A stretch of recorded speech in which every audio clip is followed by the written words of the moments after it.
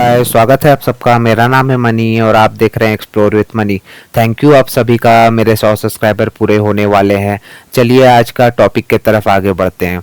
हमारा आज का टॉपिक है मोटरसाइकिल के कौन से पार्ट को कितने टाइम पे हमें एक्सचेंज करवा देना चाहिए। अगर आप भी अपने मोटरसाइकिल से प्यार करते हैं और अपनी ज़िंदगी से प्यार करते हैं, क्योंकि कोई कोई पार्ट ऐसे हैं जो कि आपको तुरंत तो नहीं पता चलेंगे, बट अगर वो अचानक से फेल हो गए तो आपको भैया आपकी जान पे भी बात आ सकती है। तो आपको अगर पूरे के पूरे बातों को जानना हो तो वीडियो पूरे अंत तक ज़रूर देखिएगा।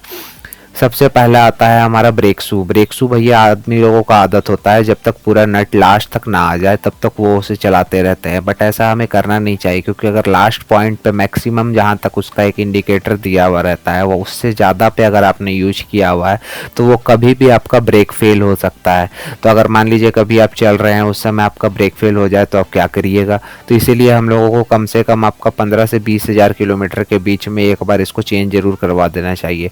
इसके बाद आता है हमारा मोबिल, कि हम लोगों का गाड़ी में मोबिल ज़रूरी होता है। मोबिल के बिना अगर आप गाड़ी चला दिए तो इंजन सीज हो सकता है, ये तो सबको पता है। लेकिन भैया अंदर का मोबिल का भी एक लाइफ होता है, कि अगर आपका गाड़ी का मोबिल साल भर से ज़्यादा पुराना है तो उसका वेस्कोसिटी मतलब उसका मोटापन घट जाता है, तो जिसका वजह से आपका उसका बीच में घर्षण अंदर के पार्ट में पिस्टन कनेक्टिंग रॉड बेयरिंग सबके बीच में बढ़ जाता है। तो इसीलिए आप लोगों को अपना, अगर आप नॉर्मल कंपनी का ग्रेड को यूज करते हैं तो 3500 के आसपास में बदल देना चाहिए, और सिंथेटिक यूज़ करते हैं तो आपको 7000 किलोमीटर के आसपास में चेंज कर देना चाहिए मोबिल। उसके बाद आता है चेन सेट। बहुत लोगों का आदत होता है भैया जब तक चेन पूरा का पूरा लास्ट तक या तो उतर नहीं जाए या तो फिर टूट ना जाए तब तक वो लोग उसे चलाते जाते हैं, बट ऐसा भी हम लोगों को नहीं करना चाहिए। क्योंकि अगर आप मान लीजिए कभी हाई स्पीड में चल रहे हो उस समय आपका चेन ब्रेक हो जाए तो आप क्या करिएगा। तो इसीलिए फॉर सेफ्टी रीजंस हम लोगों को अपनी गाड़ी का 25,000 से 30,000 के बीच में चेंज करवा देना चाहिए। इसके बाद आता है फॉइल ऑक, कि हम लोगों को अपना फोक का ऑयल चेंज करा देना चाहिए टाइम टू टाइम। इसका भी एक लाइफ होता है। हम लोग सोचते हैं आगे का सॉकर जब तक लीक ना करे तब तक हम उसे चेंज ना कराएं। मान लीजिए आपका सॉकर लीक ना किया हो, फिर भी आपको 2 साल के अंतराल पे एक बार अपना सॉकर ऑयल ज़रूर चेंज करा देना चाहिए, जिससे आपका अंदर से सॉकर डैमेज ना हो। क्योंकि अगर उसके अंदर का ऑयल का वेस्कोसिटी कम हो गया तो उसके बाद आपका उसमें भी घर्षण हो सकता है, जैसे आपका इंजन में घर्षण हुआ। तो इसीलिए आपको अपना गाड़ी को बचाने के लिए इसे भी चेंज टाइम टू टाइम कराते रहना चाहिए। उसके बाद आता है हमारा स्पार्क प्लग। स्पार्क प्लग पे तो कभी कोई ध्यान ही नहीं देता है। जब तक आपकी गाड़ी स्टार्ट होना बंद ना हो जाए तब तक कोई आदमी खोल के चेक तक नहीं करता है, उसकी सफाई तक नहीं करता है। इसीलिए आपको अपना स्पार्क प्लग को 20,000 से 25,000 किलोमीटर के आसपास में चेंज करा देना चाहिए। इसमें मेरा एक सजेशन रहेगा, अगर आप चेंज कराइए तो एक बार इरिडियम स्पार्क प्लग ज़रूर यूज कीजिएगा, उससे आपकी गाड़ी की थोड़ी सी पावर बढ़ जाती है। इसके बाद आते हैं हमारे गाड़ी में लगे हुए सारे के सारे केबल।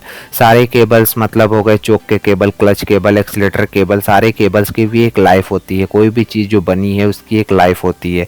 हम लोगों को क्या होता है कि जब तक वो पूरी तरीके से टूट ना जाए तब तक उसे यूज करते जाएं। बट अगर मान लीजिए कभी आप अचानक से किसी सुनसान रास्ते पर चल रहे हैं, उस समय आपके वायर टूट जाए, तब आप क्या करिएगा। फॉर सिक्योरिटी रीजन्स इसीलिए हम लोगों को अपने सारे के सारे केबल्स को 2 साल के अंतराल पर चेंज कर देना चाहिए।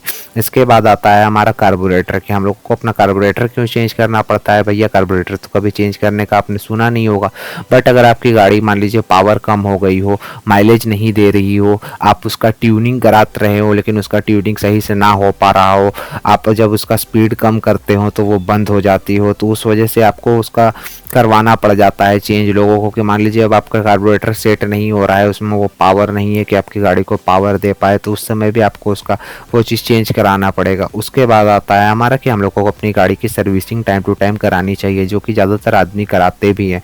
बट हम लोगों को उसमें एक चीज़ होता है कि हम लोगों को कुछ कुछ चीज़ों पे ज़्यादा ध्यान देना पड़ता है, क्योंकि आपका शोरूम में होता है कभी कभी कि वो लोग आपको अपनी गाड़ी के पास खड़ा होकर देखने नहीं देंगे।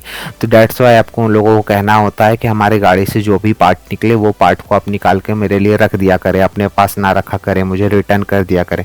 इसके बाद आता है भाई कि हमारे गाड़ी का टायर, कि टायर पे तो बहुत ही आदमी जब तक वो पूरे का पूरा प्लेन ना हो जाए तब तक क्या चाहिए टायर चेंज करना है, ऐसा लोगों को दिमाग में एक मानसिकता बैठी हुई है। लेकिन ये बात पूरी तरीके से सही नहीं है, क्योंकि हम लोगों को अपने टायर को कम से कम 5 साल में चेंज कर देना चाहिए। क्योंकि अगर 5 साल में आपका टायर पूरी तरीके से ना घिसा हो फिर भी आपके टायर की लाइफ ख़त्म हो चुकी होती है रबड़ की, कि उस रबड़ में आप कोई चीज़ बचा नहीं है। मैंने जितना चीज़ समझाना था मैं समझा चुका हूँ। Thank you. होप करता हूँ आपको वीडियो पसंद